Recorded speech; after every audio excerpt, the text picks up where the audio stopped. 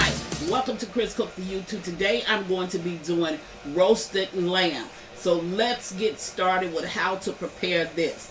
Okay, first here's my lamb, front and back.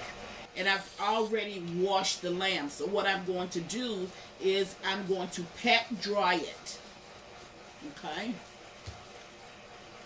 And in the last video, my potato video, I showed you the seasonings that we're going to be using for the roasted potatoes, and I want the same flavor from the lamb that I have from the roasted potatoes, so I'm going to use that same seasoning, which is right here. I'm going to use it for this lamb. Now this is just half butter, half olive oil, and then you have these seasonings here, which is lemon garlic, you have rosemary, onion powder, and thyme. Now I'm going to add to the lamb, I'm going to add just a little bit of roasted garlic or minced garlic.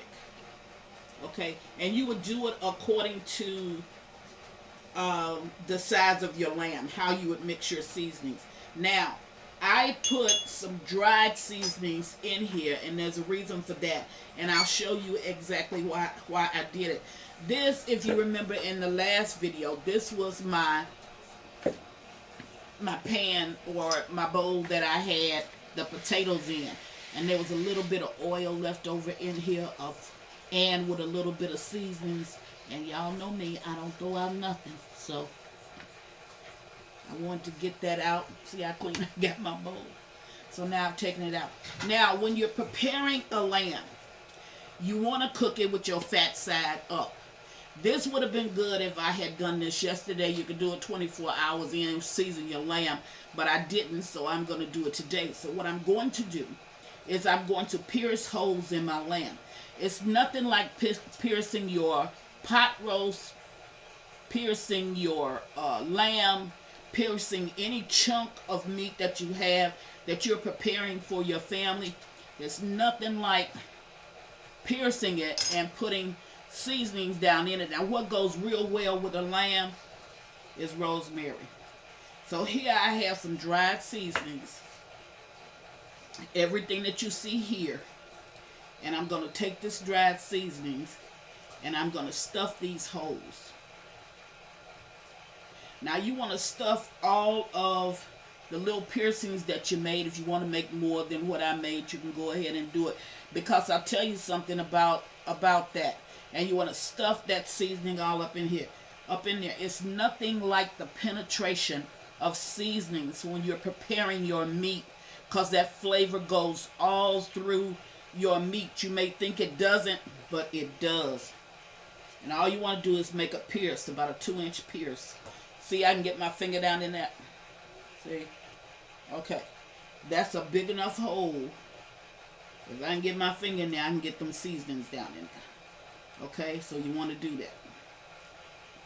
Now, once you get your seasonings down in it,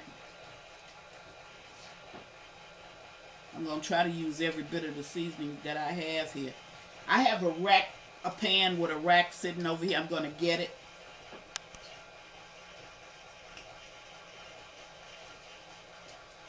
Okay.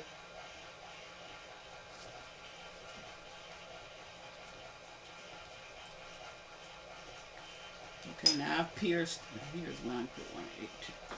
I've pierced about 8 holes in here. Yay, I got my pan with the rack. Okay, here's my pan, and here's the rack. Now the reason why I have this rack in here is because I don't want the, okay, I don't want the juices from the lamb. I don't want the oils from the lamb to touch the lamb. I want it to go down in the bottom of the pan. So you don't need a tall rack. You just need a rack where it won't touch. Okay, now I've gotten all my seasonings down over in my lamb, and I even was able to put some up underneath the skin of my lamb. Now you're going to preheat your oven to 325 degrees. You're going to allow this to cook for 2 hours. If you have a thermometer, it should read 160 when you get ready to take it out, in order for it to be well done. So I do have a thermometer. I may put one in here and I may just eyeball it. But if you have one, just go ahead and use it. Okay, so I'm going to go ahead. Now I'm going to coat it.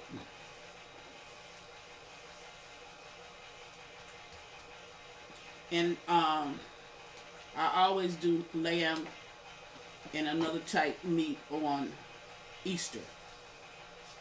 So that's why I'm preparing lamb today. Now you want these oils on it.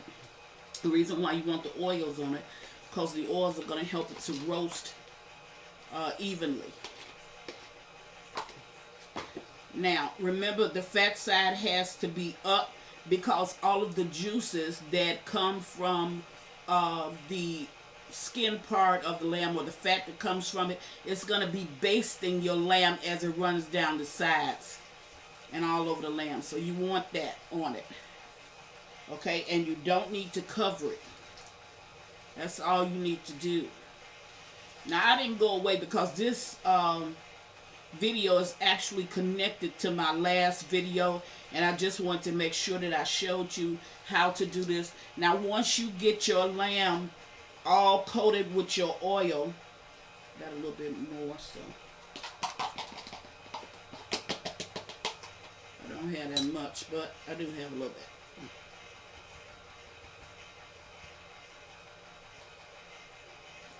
So I'm gonna use it. Alrighty. There you have it. My lamb is ready. Now you can do this the night before, and then you can just bake your lamb off the next day, or you can do it like I'm doing it. I'm going to probably let it sit out for 30 minutes before I put it in my oven, but I'm going to cook it at 325 degrees. Make sure it's a preheated oven.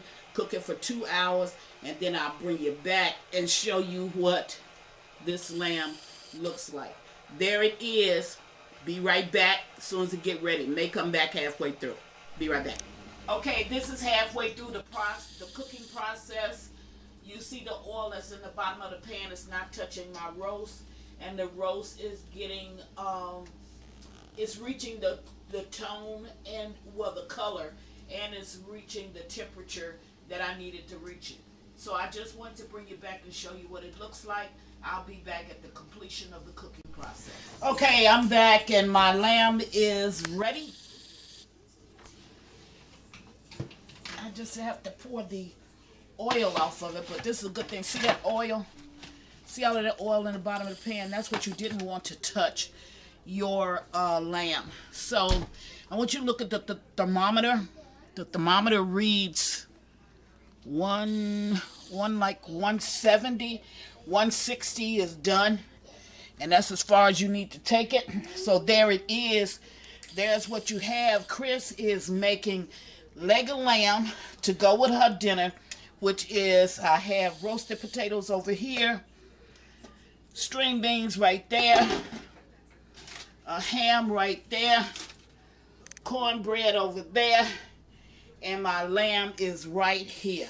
And it's full of rosemary. Rosemary is filling my house. So there it is. I'm going to cut off some slices, and I'll show you that at the beginning of the video.